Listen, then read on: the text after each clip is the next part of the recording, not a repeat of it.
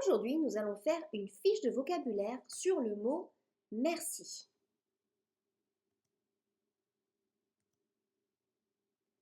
Alors, ce mot merci vient du latin mercedem, accusatif de merces, mercedis, féminin. Le mot désigne, selon les contextes, le salaire, la solde, la rétribution payée en échange d'un travail, la récompense d'un service, toute rétribution d'un comportement, le rapport d'un placement, l'intérêt. D'après Bloch et Warburg, le mot a pris en latin populaire le sens de prix, somme payée pour quelque chose, rétribution payée en échange d'une marchandise, d'où est sorti celui de faveur, attesté dès le latin mérovingien. Puis celui de grâce qu'on accorde à quelqu'un en l'épargnant.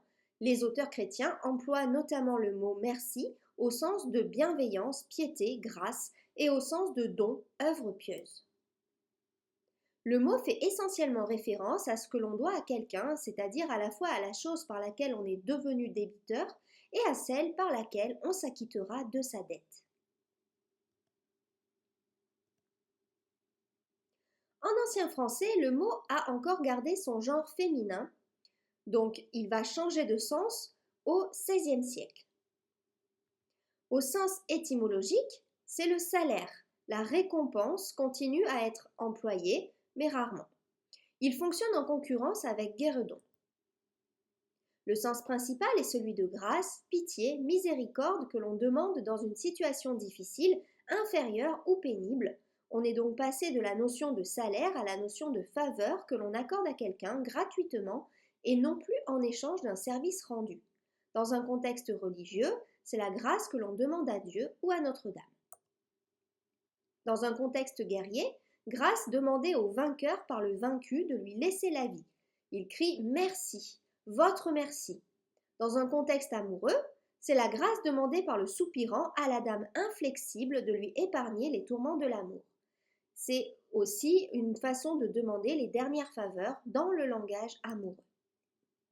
Crier merci peut être une façon d'implorer quelqu'un après avoir commis une faute, d'où le sens de pardon. Les nombreuses expressions demander, quer, prier, crier, venir à signifient toutes implorer la grâce, la pitié de quelqu'un. Être sans merci, c'est être sans pitié. La personne réduite à demander merci est dans un tel état d'infériorité et de détresse que la merci apparaît souvent comme un acte discrétionnaire dépendant de la volonté, du bon vouloir de celui qui l'accorde. C'est l'expression être en la merci de quelqu'un. Donc le mot entre alors en concurrence avec danger et bandon. Du sens de faveur que l'on sollicite, on passe aisément par métonymie, une fois la faveur accordée, à l'idée de remerciement, de reconnaissance et de gratitude pour le service rendu. Ce sens est attesté dès l'ancien français. Merci est devenu un terme de politesse à partir de formules comme Dieu merci, qui signifie grâce à Dieu, Dieu soit loué.